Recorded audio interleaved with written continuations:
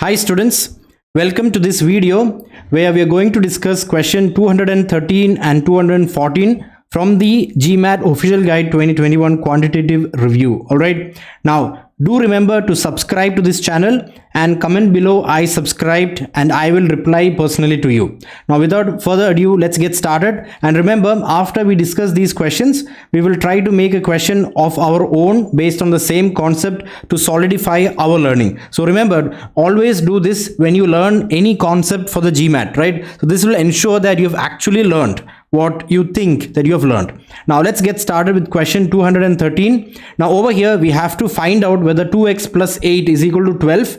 All right, now again, even before looking at the statements, just with this question stem over here, we can simplify the question stem, right? So this is just asking whether x is equal to 2, right? We take the 8 to the right hand side, so this becomes 2x is equal to 4. So we are just being asked whether x is equal to 2 or not. So it's a yes or no question. Alright, now statement 1 says that 2x plus 10 is equal to 14.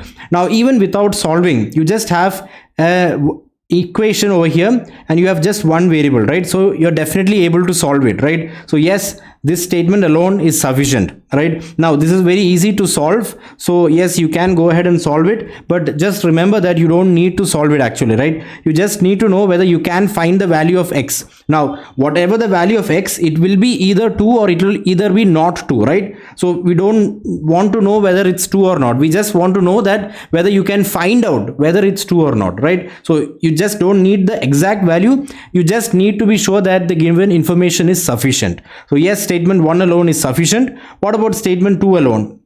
It says 3x plus 8 is equal to 14. Again, you have one equation, right? And you have just one variable over here. So yes, you can find the value of x. Therefore, statement 2 alone is also sufficient. Now, this is a very easy question, right? But do try to learn the concept that you don't need to actually solve for the value of x, right? You just need to know whether the given information is sufficient or not. Now, over here, you have one equation, you have one variable. So yes, you will be able to find the value of x. And ultimately the value of x will either be 2 or it will not be 2, right? So yes, in both cases you will be able to give a definite yes or a definite no to the question stem over here. So statement 2 alone is also sufficient, and therefore the correct answer to this question is option D. Now let's proceed and make a similar question of our own, right? So instead of asking whether x is equal to a particular value, we make an equation. For example, 20x plus 100 is equal to 120, and we are saying whether this equation is true or not, right? So this is actually a camouflaged way of asking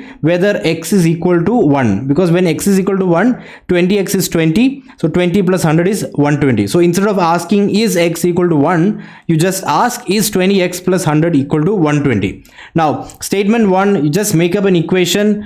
Okay, so over here I have 2x plus 91 is equal to 93. This is one equation and it has one variable, right? So it can be solved and I can find the value of x, right? Now the value of x will either be equal to 1 or it will not be equal to 1. But in either case, I will have a definite yes or a definite no to the question stem over here. So statement 1 alone will be sufficient. Similarly, I make one more equation, say 3000x plus 7060 is equal to 10,060. All right, so again I have one equation, I have one variable, so yes, I will be able to find the value of x. Therefore statement 2 alone is also sufficient, and therefore either statement alone is sufficient, and hence the correct answer to this question is option D. Now remember, when you make a question in the GMAT for the data sufficiency, over here you can see that when I'm solving this, I'm getting the value of x as 1, right? So when I solve the second statement also, I should be getting the value of x as 1. There can be no case where statement 1 contradicts statement 2. So that is something that you need to keep in mind when you make questions on your own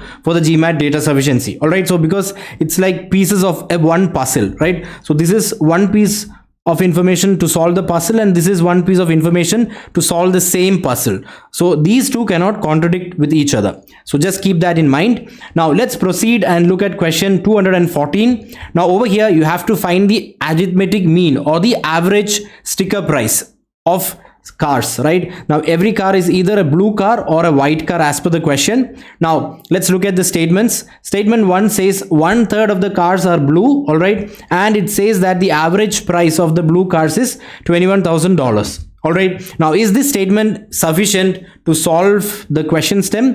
It's not, right? Because I don't know anything about the average price of white cars. Yes, because the ratio because the fraction of blue cars is 1/3, I can deduct that, I can understand that the fraction of white cars will be 2/3, because every car is either blue or white. So that information I can derive, but nothing is given about the average price of white cars, so I cannot find the average price of cars. So statement 1 alone is not sufficient. Now in statement 2, it says that the fraction of white cars is 2/3 and the average price of white cars is $24,000. Now again, statement 2 alone also suffers from the same handicap, so I cannot solve the question using statement 2 alone. But what about using statement 1 and 2 together? In this case, I know the ratio of blue and white cars, right? Because if 1/3 of the cars are blue and 2/3 of the cars are white, then the ratio of blue cars to white cars is 1:2, right? So this should be very clear. A lot of students make mistake over here. Let me try to explain it in a little bit more detail. Now let's say there are x cars. All right, so as per statement 1, x into 1/3, that is x/3 cars will be blue, right? And 2/3 into x, these many cars will be white. Now ratio is nothing but dividing, right? So if you divide x/3 with 2/3x, what happens? This 3 and this 3 cancel out, right? And you are left with x is to 2x, which is the same as 1:2, right? So when you have these fractions in this manner, right, when you find the ratio, notice that the ratio over here is 1:2. It is not 1:3. All right, so a lot of students make a mistake over here. All right, now again, if you start with the fraction, if it was given that blue cars to white cars is equal to 1:2, and if you were asked what is the fraction of cars that are blue, in that case what would that be? That's 1/3, right? So again, you should know how to get that from the ratio over here. Let's say that the number of blue cars is x and the number of white cars is 2x. So if you want to find the fraction, what is the fraction? It is the number of blue cars divided by the total number of cars, right? So over here the number of blue cars is x and the total cars is x plus 2x, which is equal to 3x. That's how from the ratio you can get the fraction. So you should be able to proceed in both directions, from fraction to ratio and from ratio to fraction. All right, so let me make some space over here. Now we have seen that statement 1 alone is not sufficient and statement 2 alone is not sufficient. Now let's try to combine both, because over here we need to find the average price of the car, right? So that is nothing but the weighted average of these two types of cars, right?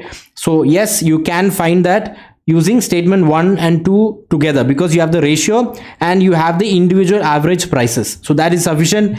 Therefore statement 1 and 2 together are sufficient. Therefore the correct answer over here is option C. Again, notice over here you don't need to find this value, right? Don't waste time and find this value over here. Yes, you can find it because you have the ratio 1:2 and you have the individual average prices over here. So how do you find the weighted average? So like if this was a problem solving question and if you had to find the weighted average, how would you have done it? You would have done it as 21,000 into 1 plus 24,000 into 2 divided by 1 plus 2, right? So that's how you find the weighted average, right? Because 1 and 2 are the weights, right? So 21,000 into its weight, which is 1, plus 24,000 into its weight, which is 2, divided by sum of the weights, which is 1 plus 2. So if you do this, you will find the value of this, that is the arithmetic mean or the average price. But again, notice over here you don't need to find it, right? So don't waste time to find this, because over here you just need to find how much information is sufficient. So the correct answer to question 214 is option C.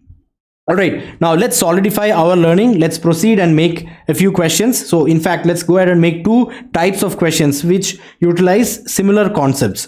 So let's say you are going to a shopping mall and you buy various things. All right, so you just at the end of your shopping, in your cart you just have chocolate boxes and you just have ice cream boxes. So there are just two types of items in your cart. All right, now let's say one box of chocolate costs $200 and one box of ice cream costs $350. So again, notice that it's very similar to the previous situation, right? You just had blue cars and white cars. So instead of blue cars I have chocolates, I have chocolate boxes, and instead of white cars I have ice cream boxes. All right, now let me replicate this over here because I want to show you two types of questions.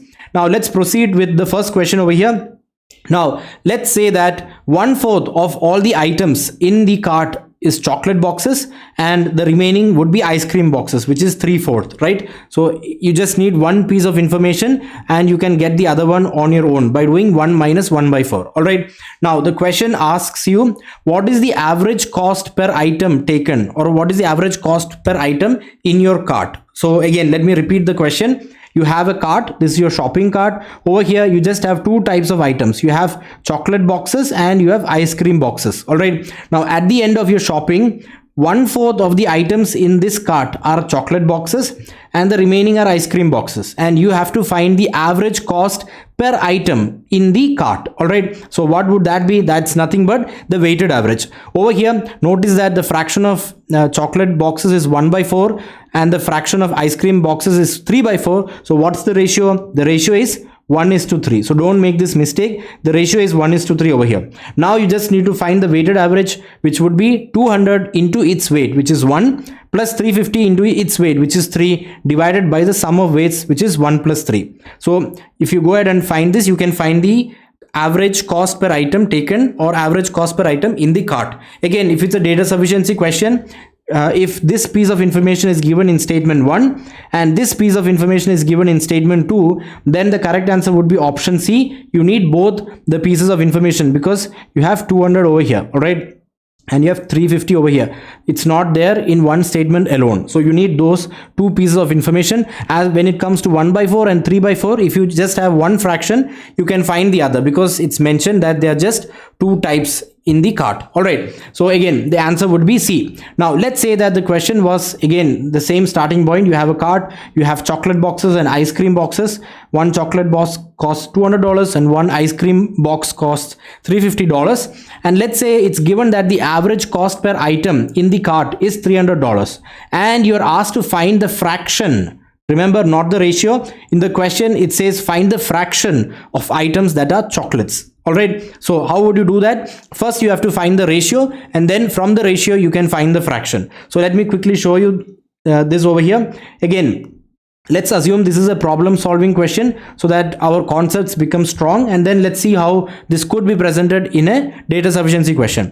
Now over here, first you have to find the ratio. Let's go ahead and find the ratio. How would you do that? You can use allegations over here, right? So mixtures and allegations, so that you can use that trick to quickly find it over here. So one type of item has an average cost of 200 and the other 350, and the weighted average is 300. So this piece of information, this piece of information, and this piece of information is given. All right, now what you do, you arrange it like this, then you subtract it. 350 minus 300 gives you 50, and the difference between 300 and 200 gives you 100. So you are finding out these two values.